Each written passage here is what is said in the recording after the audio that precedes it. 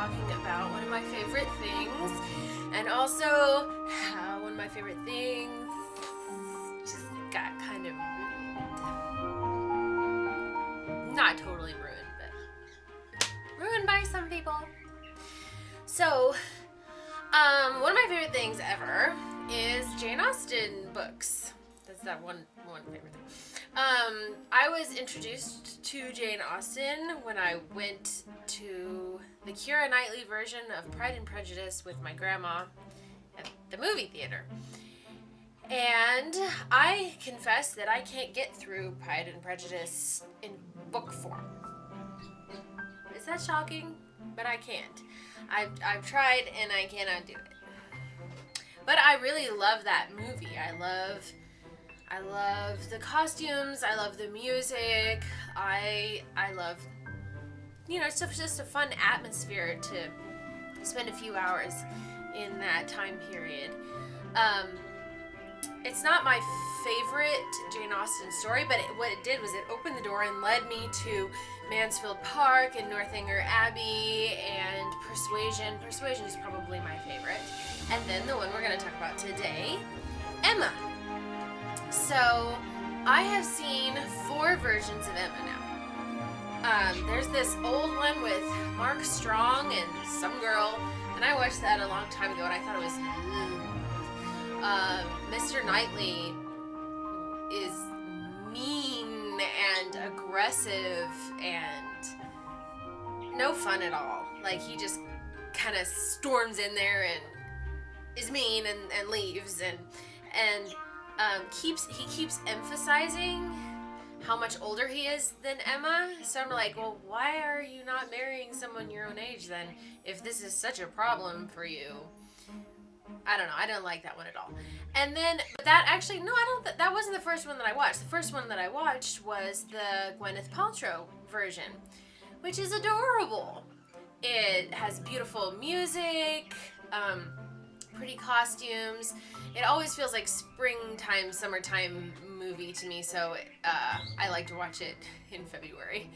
And I love Mr. Knightley in that. I think he's pretty perfect. The way he looks and the way he acts, he's captured pretty well in that one. But then my ultimate favorite is a Masterpiece did one a few years ago. I don't know how to say her name. Romola Garai? I'm probably saying that wrong. And Johnny Lee Miller are Emma and Mr. Knightley, and it's got 4 episodes. I think they're 45-minute long episodes, and it gets really into the story and stretches it out, develops everybody, and gosh, I love it. I love it. So let me tell you why I love that version and the Gwyneth Paltrow version, because they both get things pretty right. Oh, and I've also read the book. I read the book all the way through. I'm glad that I watched a movie first and then read the book, because Jane Austen, the one thing that I can say about her is she doesn't describe what people look like. So, and then she lists a whole bunch of people at the beginning of a story, and you're like, I have no idea who these people are, because it's like, here's Mrs. Weston and Miss Taylor and Mr. Woodhouse and Miss Woodhouse, and then Mr. Knightley, and then there's another Mr. Knightley, and there's Isabella, and there Miss Bates and Mrs. Bates and Jane Fairfax, and I don't know, and then I have no idea. Like, there's personality traits, but there's nothing physical, so I would have been lost if I didn't have, like, some physical characteristic I could attach to these people. But anyways, the long version with 4 episodes, firstly, I love Emma in that. She is naturally very, lovely. She smiles a lot, she laughs, she gets a little,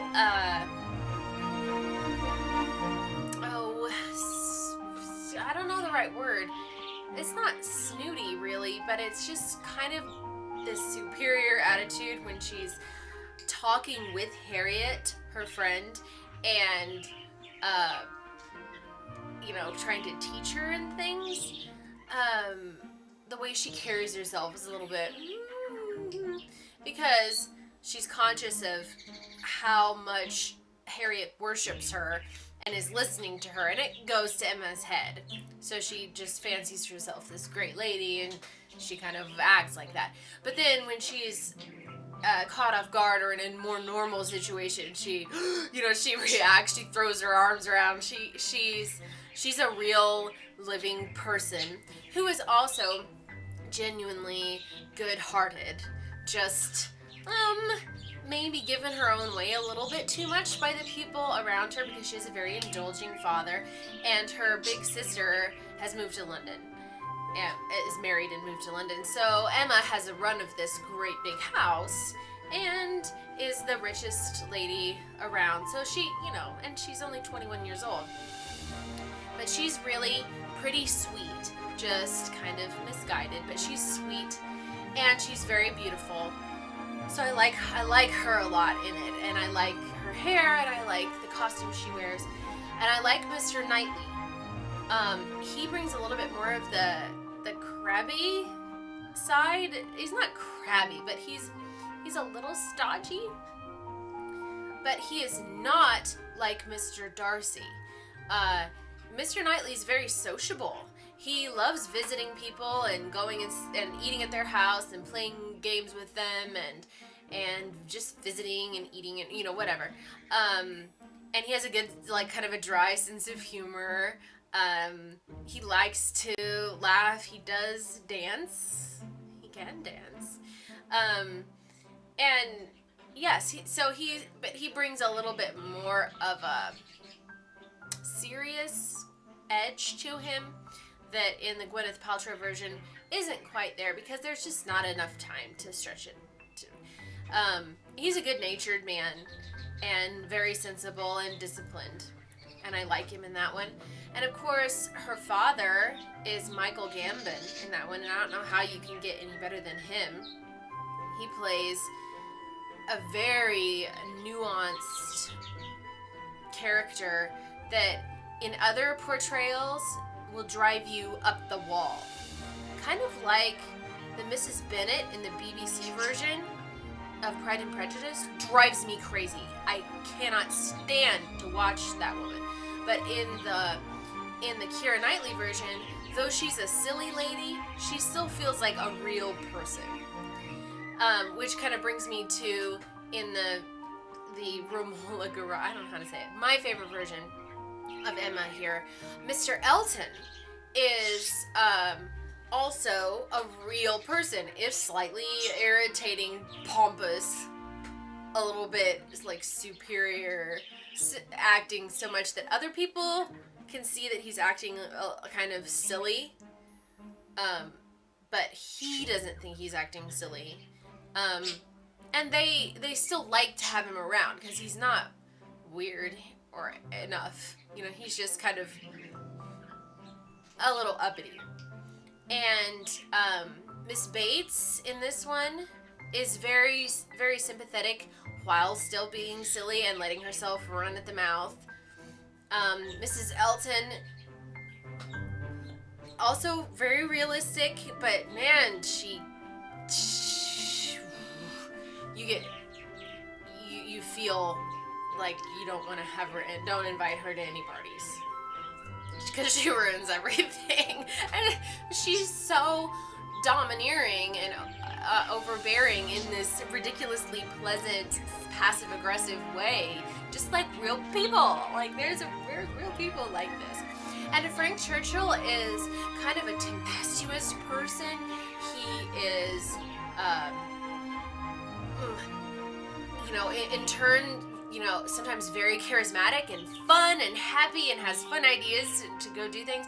And then other times it's very stormy, crabby, brooding, pouty. And so it shows you there's something else going on under the surface with him that's mysterious and we don't quite know. And Jane Fairfax is kind of small and a little mousy but sweet, and you feel sorry for her because she seems weary a lot of the time. But she does like her aunt and her great aunt, or yes, whoever that is. Her aunt is Miss Bates, and her Miss Bates' mother. I'm not sure how that relationship goes. Great aunt, I don't know. But her family, she doesn't mind the Bateses. She just doesn't like all of their talking incessantly. But she would rather stay with them than go off with other friends. So she's good natured in that way. Oh, who else is there? Oh, the Westons, of course. Miss Taylor and Mr. Weston. Very lovely, very nice. I like them. Especially Miss Taylor. She kind of gives you this knowing look like this. A lot. And so I like her. She's on the ball. Oh, and Harriet. Harriet is pretty and a head full of fluff. Which is exactly right. She's a sweet-tempered, pretty brainless girl, and that's exactly what she's supposed to be. And you wish her well, but she causes trouble inadvertently. And of course, the houses in this one are beautiful. The countryside is lovely. I love the music. I love the pacing. Everything. Now, so that you understand me. Now, this new Emma that has a period after it for some reason, Emma period. I wasn't going to watch it because I saw the trailer and it creeped me out. It gave me the chills. Because lately, people have been doing these remakes of Jane Austen stuff that are like, ugh. Like, I watched this Mansfield Park, which was on Netflix. It's a new Mansfield Park. They butchered the character of Fanny. They turned her into a writer, which she's not. And then they had downright obscene, vulgar, nasty in the middle of Mansfield Park. I can't believe that I finished watching that thing because I think I was hoping that it would get better. Like, no, but it went totally to the dark side. And then my mom and I were going to watch this. It was a mini-series that was going to be on Sunday nights called Sanditon, which is based on Jane Austen's unfinished novel. Well, all Jane Austen did was she barely started it, set up the characters in the setting, and then she died. So someone else has kind of like finished this novel. They were like, in this one, they were flirting with like incest and lewd acts out in the woods, and God, it gave me the heebie. It was horrible. And I'm like, what are you doing? Jane Austen would flip if she knew that this is what you had done with her unfinished novel. Shame on you. And this is exactly, she would have the exact same attitude with this new Emma. So first, let me tell you about what they did to Emma. First Emma herself. The actress makes Emma look like a shark. Like one of those, the meanest girls that you have ever met in high school or middle school or college. Those mean girls that picked on you, that excluded you, that looked at you and kind of laughed and looked you up and down. That is Emma in this one. She's so full of herself, so cold and unfeeling and selfish in every manner and expression. I hate her. I hate her. She is not likable in the slightest. And she's always so put together that she's not real. Not one little... Okay, first irritating thing about the way she looks, besides her face, like, and her evil expressions that she makes, is... So they seem so concerned with and I'll get to this in a minute, with period accuracy in the costuming, but then they go nuts with the hair. She has these tiny curls around her face all the time. So tiny that you couldn't achieve them unless you wrapped them around a curling iron as big as this pencil. And I am not kidding. It's a curling iron the size of this pencil.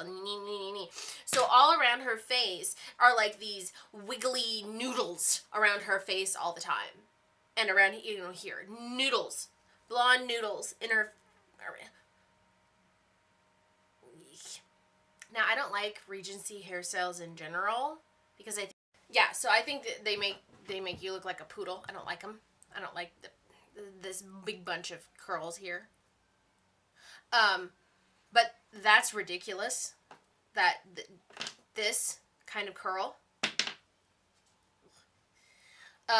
So anyway, Emma, she's the main problem with this, and she is so rude to Miss Bates. She tries to get away from her. Like, Miss Bates comes in to Ford's to talk to her while in the shop, and Emma keeps turning away from her, trying to escape in front of people, while Miss Bates is trying to tell about Jane Fairfax almost dying in the ocean, almost getting knocked off of a boat, and Emma's like. And then when she goes to tea at Miss Bates, Miss Bates is talking over here, and Emma's sitting here like this.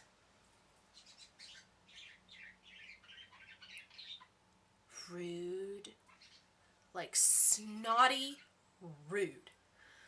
And, one time, she and Harriet are just sitting in a carriage, and I don't know why. It's like, it's not raining. Why are you just sitting in a parked carriage? But Miss Bates comes over to tell her something, and Emma opens the window with one finger, like, blink, and looks at her like, what do you want? Kind of creepy person. Because, so then when it comes to the point where up on Box Hill, when Emma says the mean thing to Miss Bates, like, you're only allowed to say 3 dull things, and then Emma says, well, this is how she says it. She says, yes, dear, but when have you ever stopped at 3? Like this. But you're not surprised. It doesn't take you off guard because it's like, you are always mean to Miss Bates. You always say snotty things to her and act snotty around her. Why is she shocked when you are savagely mean to her? I have never been so ready for Mr. Knightley to go over there and punch her in the face and say, that was badly done and you were mean to Miss Bates. Like, usually that's kind of a painful conversation, like, because you have kind of been feeling like Emma has been very indulgent and very kind with Miss Bates and putting up with a lot of nonsense, and then finally she's just like, I can't help but say this, blah. And then she gets the smackdown from Mr. Knightley, rightly so, but she said, but she's just been so mean all the time that it's like, well, yeah, of course she says mean things to Miss Bates. And, okay, so and then another time, she gets Harriet all wrapped up in Mr. Elton, and then Mr. Elton doesn't want to have anything to do with Harriet, of course, and, but it was Emma's fault that Harriet got her heart broken over Mr. Elton. But she has no sympathy. None.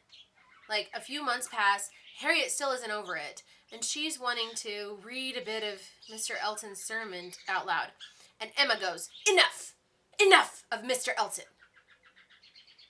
Not, you know, Harriet, this really makes me feel bad because I'm the one who got you all involved with him, and then every time that you talk about how miserable you are, it just makes me miserable because I wish you were not miserable. Like a friend, like a normal,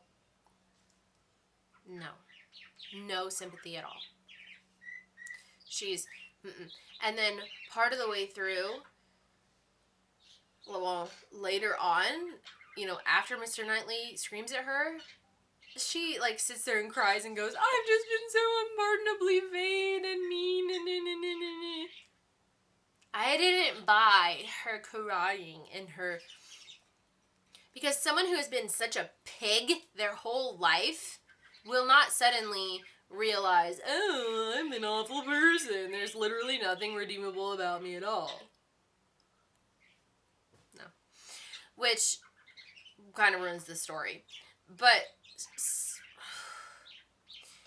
And then there's a costuming thing besides the pencil curls.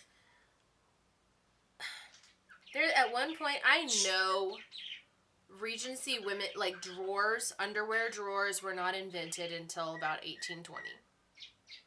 Do we care? No. Do we want to know? No. But these people seem to think we do. And so there's one time where Emma is standing in front of her fireplace. The maid finishes up doing something and leaves. And then Emma hikes up the back of her skirt, shows her bare butt, and, you know, is showing the, you know, like, is up next to the fireplace with her bare butt.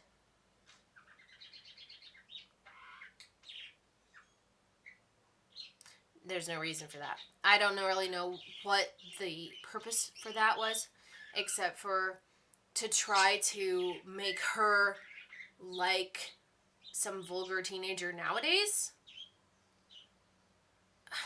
Was it supposed to be funny? I don't know, but I just looked at it sideways. So which brings me to another bare butt. Yeah, there's 2 bare butts in this movie. Firstly, towards the beginning of the movie, this brings me now to Mr. Knightley. Unfortunately. Yes, bare butt and Mr. Knightley go together in this.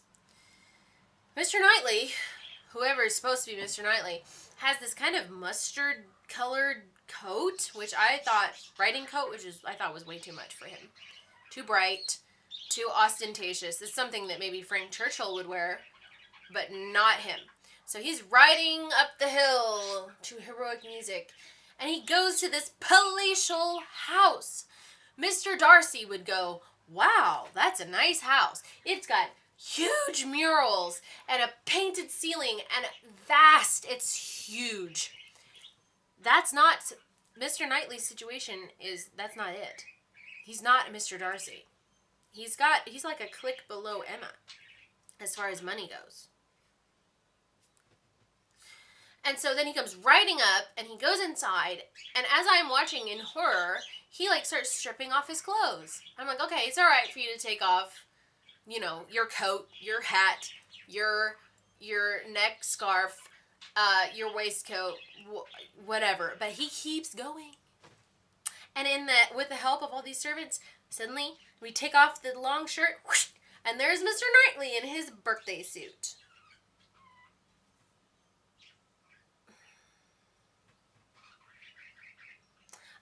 For me, there's only 2 reasons to show a brief, like, naked butt. And that are legit in a movie. First one is to show that the character has gotten really skinny. Like in The Martian, where he has been eating, like, a cube of potato every day for like 2 months. So you're seeing what he looked like before, and then you see him now, and you're like, oh, goodness, he's gotten really skinny. This is bad. Another reason is to show, like, scarring or tattoos. Something about the character that you couldn't see if he had his clothes on. Those are the only 2 reasons. I cannot fathom why they took off all of Mr. Knightley's clothes. I mean, who do they think is watching this? The people who watch 50 Shades of Grey and we need to see naked butts? It's insulting! Anyway, and yes, I know you know how to do costumes. You should know how to do costumes. It's a costume drama. I know that you are putting them in the correct undergarments or lack thereof. I don't care. It doesn't have anything to do with the story. Maybe you should have, had him talk to one of his servants about something so we could maybe get a little vibe about Mr. Knightley. But this man, whoever he is not Mr. Knightley. He doesn't even comb his hair. He's blonde, and he doesn't comb his hair, and he's like really crabby. Probably because he doesn't like Emma. And he's going to be forced to marry her at the end of the story because that's how it goes. But he's like, he doesn't smile. He doesn't give off this sense of like protective chivalrousness. He's just crabby. It feels like they're tapping into what we think about Mr. Darcy. And I don't really like Mr. Darcy. He's not my favorite. I don't like tall, dark, and brooding. I like tall, dark, and fun. That's what I like. Someone who is interesting to talk to, who's engaging, who's kind of teasing and fun and willing to try stuff, and that's my type. And I don't like this. And that's kind of what they were trying to make this Mr. Knightley into. Plus very, not inelegant is the word. At one point, another time, he, like, comes in and he's, like, exasperated and he, like, takes stuff off and then he flops down in the middle of his grand floor on the carpet and it's like, oh, come on. Mr. Knightley is supposed to be 37 or 38. Which they never mention in this movie. They never mention the big space between Emma and Mr. Knightley and as far as age. They do say that they knew each other because he's like, well, she's been meaning to read more since she was 12. So implying that they are, he's known her for a long time. But they don't say, well, he's 37 years old and she's 21. They don't go there. So I guess it's because they made him younger and act like a, I don't know, stupid teenager. So that's Mr. Knightley's issue. Harriet. They picked probably the plainest girl that they possibly could have picked. Which is weird from a storytelling standpoint because her two virtues, Harriet's two things that she's supposed to have to recommend her are she's beautiful and she's good-natured. She's not beautiful. She's not. But they even say, oh, how pretty she is. She isn't. Not at all. Like, as far as just, like, if you took a picture of her, you can't see her eyebrows, and she's got no eyelashes, and really no color to her lips, and then, like, this really dark hair, which is supposed to contrast with Emma. But I have to say this. This Harriet acts prettier than Emma. I like Harriet in this one. The only flaw she has is she's friends with Emma, who would destroy her. And does pretty much try. And also Harriet is smart. She's smarter than any Harriet that there's ever been. So, she's not pretty and she's smart. Who is she? She's a victim, is what they make her into. A victim of Emma's vanity. And I would have liked Mr. Knightley to pick Harriet over Emma any day of the week.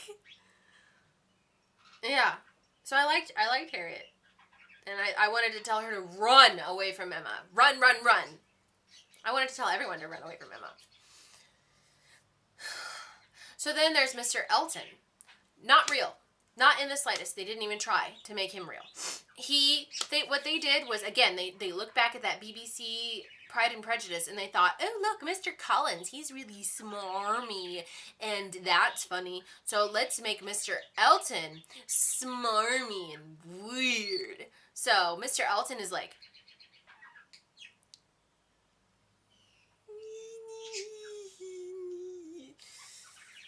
Ugh! There is no way that Emma would want anyone to wind up with Mr. Elton because he's a weirdo creep. No one would like Mr. Elton. No one would invite him anywhere because he's creepy. So that just ruins it. Mr. Elton's supposed to be a little bit vain, and a little bit of a popinjay, but not like.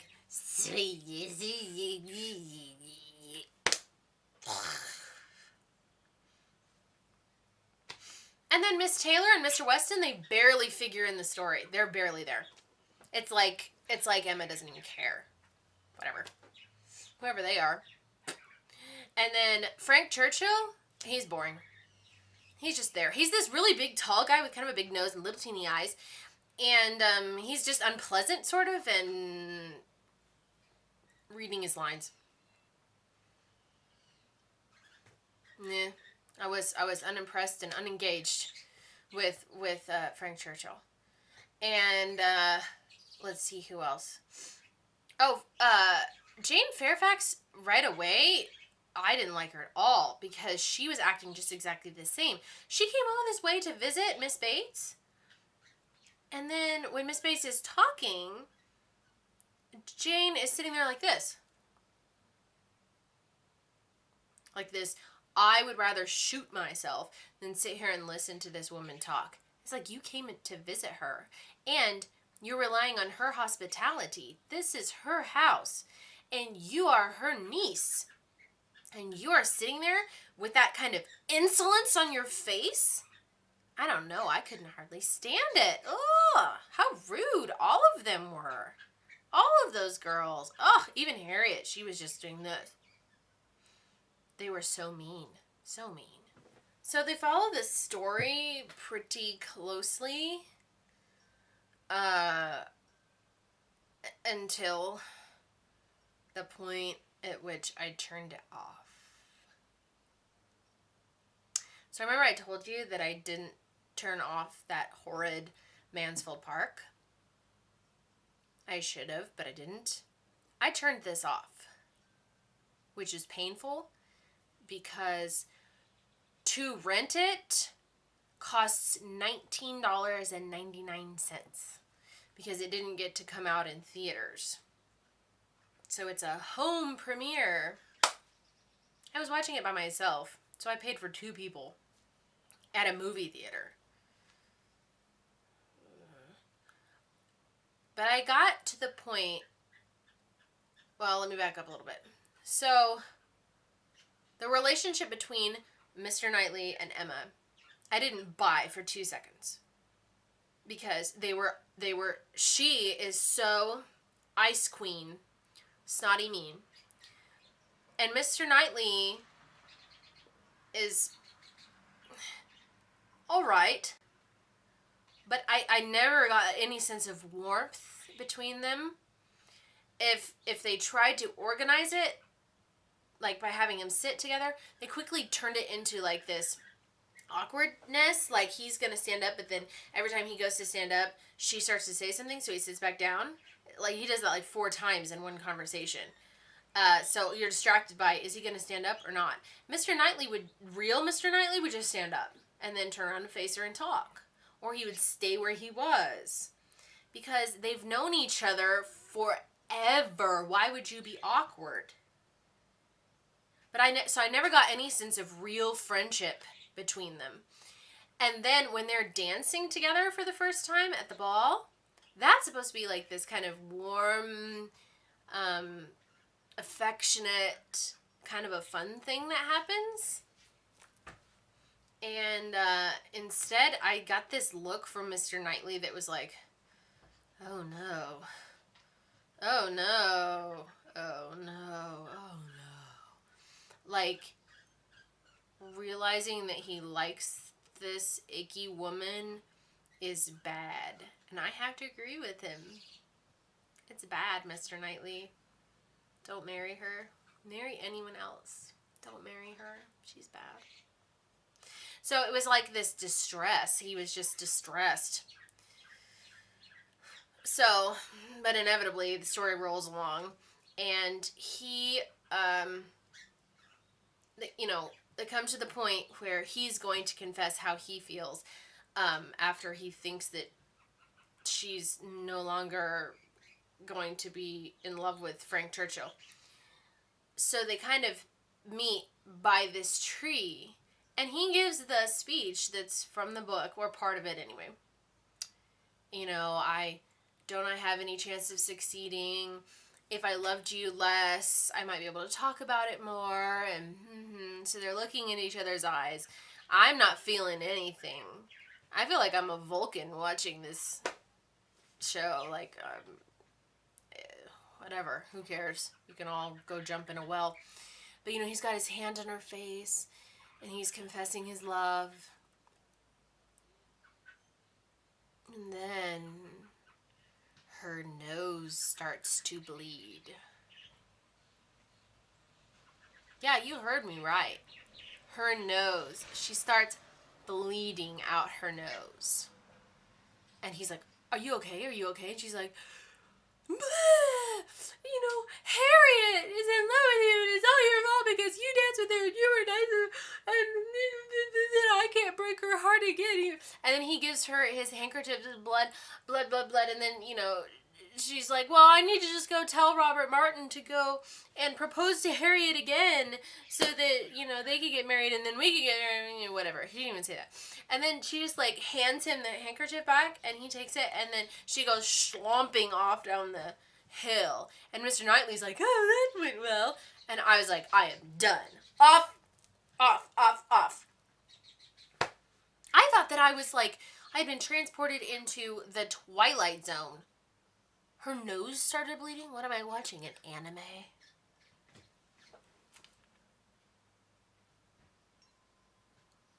I can't even, you guys. That was the worst. I don't know what book they were reading when they decided to write this. Oh, I forgot about Mr. Woodhouse. So, Mr. Woodhouse is like a hypochondriac, right? And he's very sedentary, and he's like, we are stay-at-home people, and we don't want to go out anywhere, and other people come to see us, and we don't go to parties. Well, this Mr. Woodhouse jumps downstairs, and he goes marching through the house all the time, and he's very active and wears kind of flamboyant colors, and he's perfectly healthy and fine. But he's scared of a draft. I was like, you made a draft jumping down the stairs like that. And you go out to weddings and things and dinner. They just decided to be subversive. And then Emma's older sister is like this horrid tyrant person. And her whole household is chaos. And Mr. Knightley's younger brother, who married her, is miserable. He would rather die than get in the carriage with this woman who he accidentally somehow married and made 5 babies with. He hates her and hates it all, and everything is awful and chaos and screaming children. Why would you do that? They're supposed to be kind of silly. But the pace of this film was you're trying to put modern life pacing on Regency country living. They did not move or talk or think or act as fast as we do, because why? It takes a long time to get anywhere, by letter or by just traveling. It takes a long time. Everything is paced slower. I would say even probably kids played slower because they had longer attention spans back then because they didn't need to be overly stimulated all the time. But this movie just clipped right along and kind of implied that everyone was living at 100 miles an hour, and they were not. So I don't know. They're just trying to appeal to modern audiences by doing this, changing everything. This movie did not need to exist. And I'm angry that I spent $20 to watch that piece of crap. that ruined one of my favorite characters. Actually, many of my favorite characters. Because I really love Mr. Knightley. Mr. Knightley and Henry Tilney from Northanger Abbey are probably my two favorite Austen men. Now, this actor who played Mr. Knightley, I could see him playing a good Captain Wentworth in Persuasion. He has that look, kind of this weather-beaten look that would be very good for a sea captain, but he's still handsome. That would be, and his whole demeanor is like that. He would be a very good Captain Wentworth. Not as good as the guy that is in the movie that I really like. Not recent, but Masterpiece did it. And he's perfect. But this guy would make a much better Captain Wentworth than a Mr. Knightley. Don't watch it. Don't watch it. Watch either the Gwyneth Paltrow version or the Romola Garai, however you say your name. Do that. But this thing, we should stop encouraging them to make these. Unless they do it right. So, okay. Tirade over. Hopefully that's out of my system. Wicked Emma. No. With her pencil curls and her evil teeth. Watch the preview, you'll see her evil teeth. It's like she's gonna bite you. So anyway, I'm gonna go find the other Emma and watch it. Bye.